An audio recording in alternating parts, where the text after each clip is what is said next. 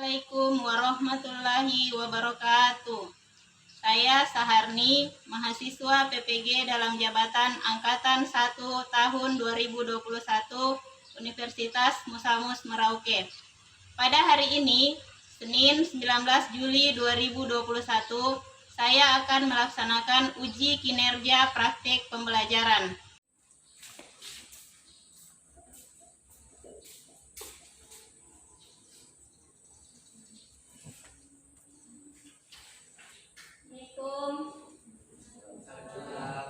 Selamat pagi menjelang siang. Bagaimana kabarnya hari ini? Baik. Baik. Tidak ada yang sakit-sakitan? Tidak, alhamdulillah. Jadi seperti biasa, sebelum kita mulai pembelajaran, mari kita awali kegiatan kita, aktivitas kita dengan doa. Semoga aktivitas kita hari ini diberkahi Allah. Silakan Ujang pimpin doa.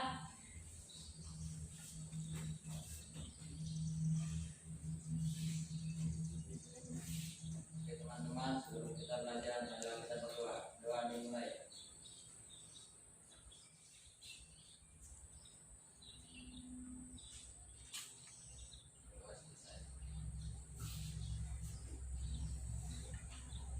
Bagaimana kehadirannya hari ini? Ada yang sudah hadir? Sudah hadir? Rosalia, Rizka, Yusuf, Farhan, Farhat, Ujang, Andi Sudarmin, Sinta, Utumei, Putri, Rilma, Dina, Saudina. Ada semua ya? Oke.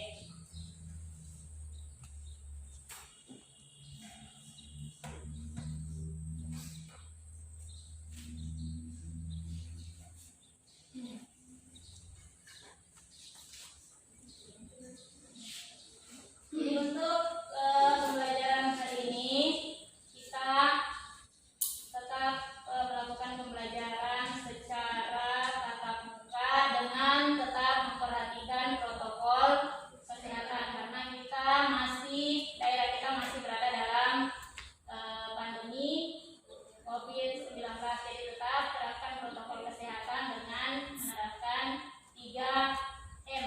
Apa saja? Mencuci tangan, memakai masker, kemudian menjaga jarak, dan jangan lupa istirahat yang cukup, jangan suka begadang, dan mengkonsumsi makanan yang gizinya seimbang. Nanti sebentar akan kita kaitkan dengan poin yang terakhir ini, kaitkan dengan materi pembelajaran kita. Baik, sebelum kita mulai pembelajaran, terlebih dahulu Ibu akan menampilkan dulu ini. Ya. Jadi yang pertama itu ada survei. Ya, ada survei yang dilakukan. Ini datanya Ibu ambil dari internet, dari salah satu survei. Di sini survei tentang penerapan pola hidup sehat. Jadi kalau dilihat dari diagramnya itu, jadi bisa dilihat yang warna biru dan warna merah. Warna biru ini 40%. Ini katanya sudah menerapkan pola hidup sehat. Kemudian sisanya yang 60% ini dia belum menerapkan pola hidup sehat. Jadi di kalangan masyarakat kita ternyata masih banyak warga masyarakat yang belum menerapkan pola hidup sehat.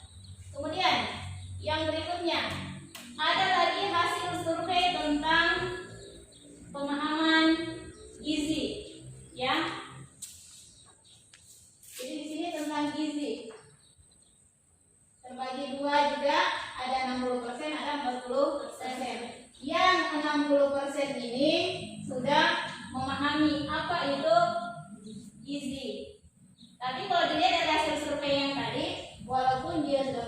gizi, tetapi pada kenyataannya di penerapannya dia belum sepenuhnya menerapkan. Buktinya tadi 50% ya yang belum menerapkan itu. Kemudian sisanya yang 40% dia belum memahami apa itu gizi. Kalau kalian kira-kira bagaimana pemahamannya kalian tentang gizi?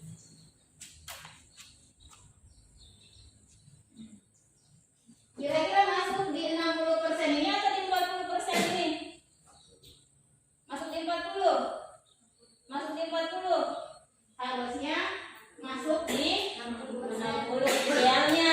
Idealnya masuk di 60. Sehingga kalau kita sudah tahu tentang gizi, nilai gizi dari makanan yang kita konsumsi, maka kita akan terhindar dari ini. Yang pertama itu apa? Yang di atas. Gambar orang yang obesitas, dia kegemukan, kelebihan berat badan. Di sini ideal semua berat badannya, ideal semua.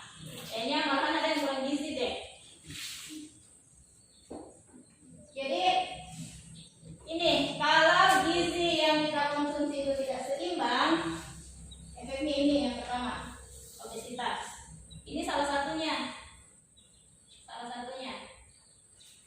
Sebab akibat lainnya ini gambar yang kedua ini. Gambar apa ini? Gambar orang yang terserang penyakit jantung. Jadi itu perlunya kita mengkonsumsi gizi yang seimbang, ya. Jadi bukan hanya asal makan saja, bukan makan saya sudah kenyang. Bukan asal kenyang saja, tetapi kenyang dan gizinya tercukupi. Jadi kenyang dan gizinya tercukupi. Itu poinnya. Sehingga untuk menghindari hal-hal yang seperti ini, mari kita masuk ke bagian selanjutnya. Jadi yang pertama akan Ibu sampaikan topik apa yang akan kita pelajari pada hari ini. Jadi seperti di slide awal tadi, ya hari ini kita akan membahas tentang senyawa makromolekul. Kalau yang pertemuan yang lalu kita sudah membahas tentang karbohidrat. Untuk pertemuan kali ini kita membahas senyawa makromolekul yang lain, yaitu protein. Tujuan pembelajaran yang diharapkan bisa kalian capai setelah pembelajaran ini, yang pertama itu kalian bisa menganalisis komponen penyusun dan struktur protein. Kemudian bisa menganalisis sifat-sifat protein. Kemudian menganalisis penggolongan protein. Kemudian menganalisis kegunaan protein, menganalisis cara pengolahan bahan pangan. Nah, ini yang penting. Cara pengolahan bahan pangan yang mengandung protein. Kemudian menganalisis reaksi identifikasi protein yang ada pada bahan pangan. Melakukan uji protein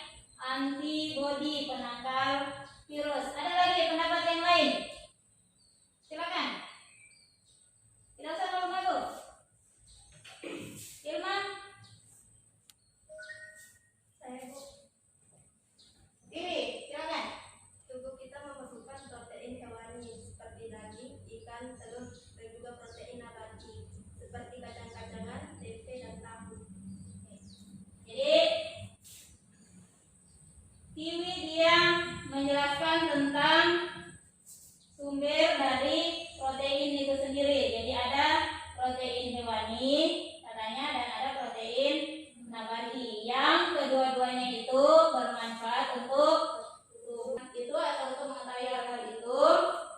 Selanjutnya ibu akan bagikan LKPD. Jadi untuk panduan kalian mencari informasi sebanyak-banyaknya tentang protein. Tapi sebelum ibu membagikan LKPD, ibu bagi kelompok dulu ya.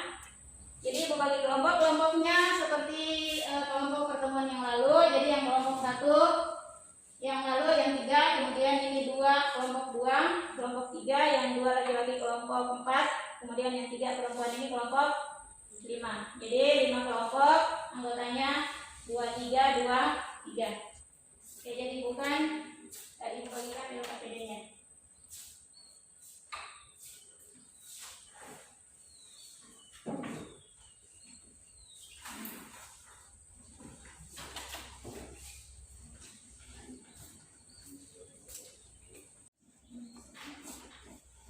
Baik, sudah?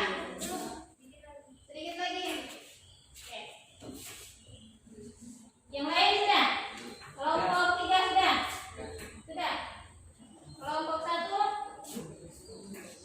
Sudah? Kelompok 4? Dina? Sudah? Satu tinggal kelompok 5 masih. Oh, bisa sambil berjalan ya? Yang kelompok 5? Oke, silakan disimak LKPD-nya. Di sini di depan juga ibu tampilkan ya sebagai panduan. Kelihatan? Baca yang belakang. Kelihatan. Oke. Jadi permasalahan yang pertama, komponen penyusun protein. Siapa yang mau jawab? Kelompok 1, 2, 3, 4, 5. Kelompok 1. Oke, silakan.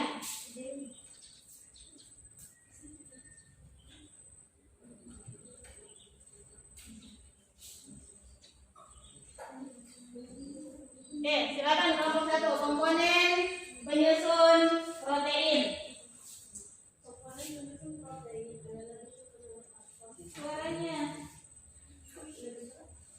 Suaranya jangan kumur-kumur.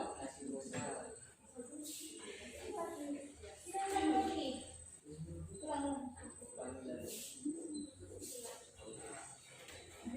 Komponen penyusun protein adalah disebut atom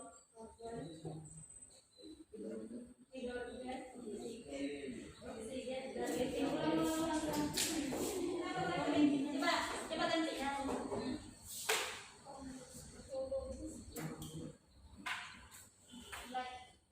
Komponen penyusun protein adalah disusun oleh atom karbon, hidrogen, oksigen, dan nitrogen.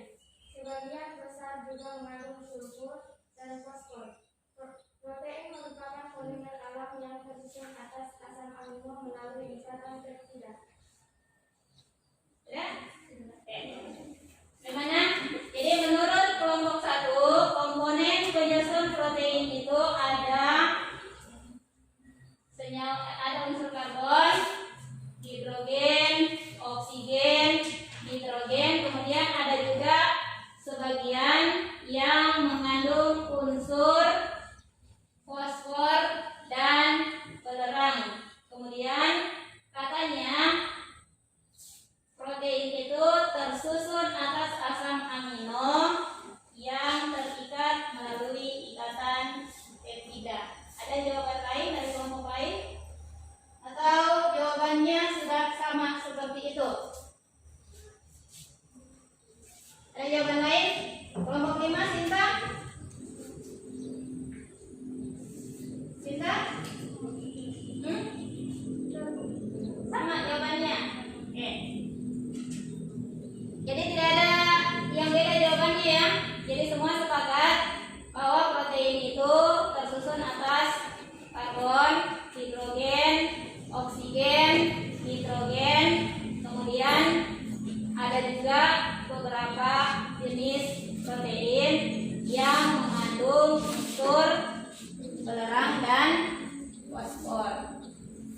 Kemudian unsur-unsur itu semuanya berada dalam asam amino yang terikat melalui ikatan peptida.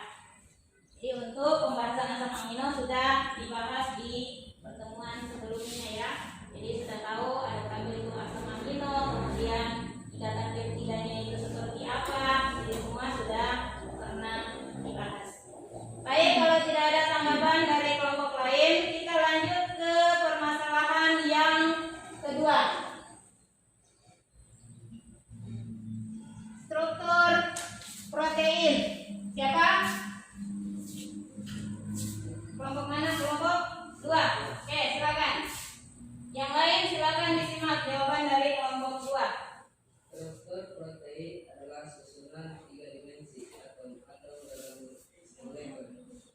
Protein yang merupakan asam amino. Struktur protein dapat dijabarkan dalam 4 tingkat intermediate. Struktur primer, struktur sekunder, struktur tersier, struktur kuartanya. Sudah? Oke. Jadi menurut kelompok 2, Farhan dan Dani, katanya struktur protein itu terbagi menjadi 4. Ada struktur primer, struktur sekunder, struktur tersier, dan struktur kuarterner. Hanya mereka belum menjelaskan yang mana itu struktur primer, yang bagaimana struktur sekunder, yang bagaimana struktur tersier, dan yang bagaimana struktur kuarterner. Dari kelompok lain ada yang bisa bantu kelompok 2 untuk memberikan penjelasan? Kelompok 5.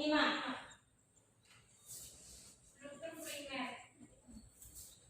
Struktur protein primer ditentukan oleh ikatan kovalen antara residu asam amino yang membentuk ikatan peptida. Struktur primer intinya di situ ikatan peptida. Jadi ada asam amino yang satu dengan asam amino yang lain itu tergabung dengan ikatan peptida. Misalnya kalau kita misalkan meja, jadi ada 2 meja, antara meja yang satu dengan meja yang lain yang tadinya terpisah, ketika dia membentuk struktur primer, maka meja ini dia akan bergabung dengan ikatan peptida. Jadi kuncinya di situ. Kalau struktur primer itu ikatan peptida. Berikutnya yang struktur sekunder, ada yang bisa bantu jelaskan?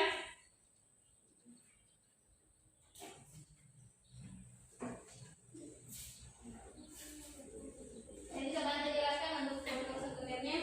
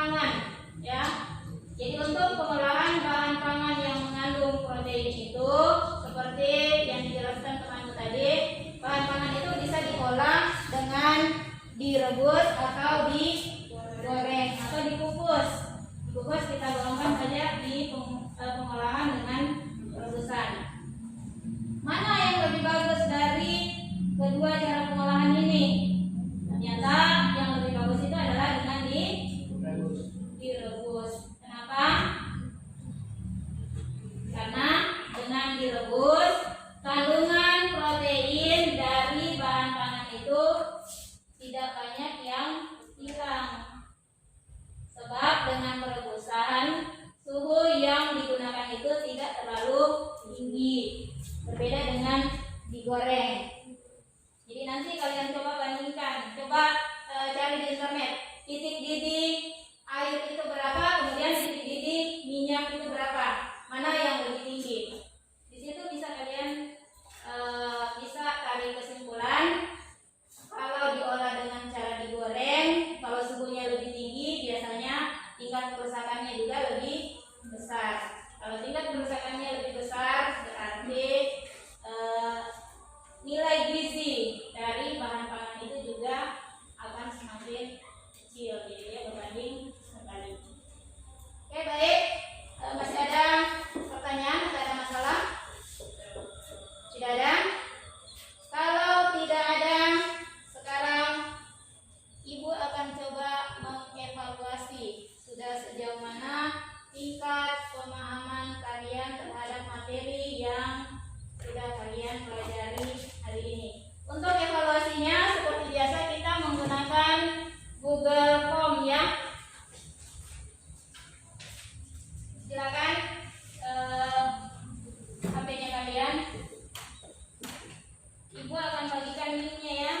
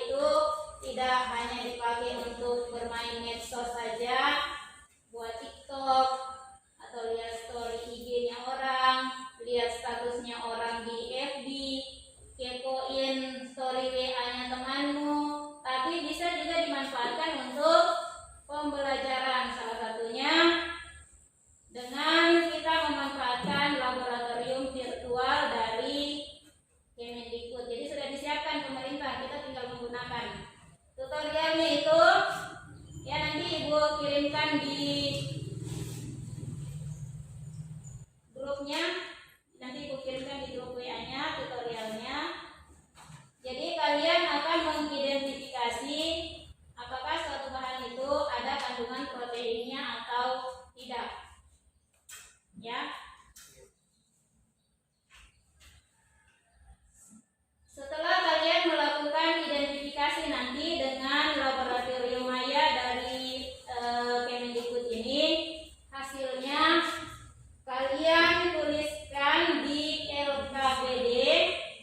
Jadi LKPD-nya akan ibu bagikan untuk LKPD praktikum uji biolet ini. Nanti ibu bagikan di grupnya lagi.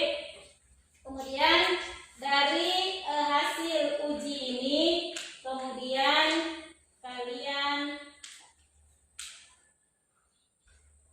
susun laporannya untuk tugasnya ya. Laporannya itu nanti disetor pada pertemuan berikutnya. Bisa ya? Bisa? Halo? Bisa? Bisa. Oke. Jadi itu tugasnya jelas ya. Kalau ada masalah dalam mengerjakan tugasnya ini, nanti bisa kita diskusi di grup WA. Jadi silakan tanyakan apa kendalanya ketika kalian mengakses laboratorium maya ini.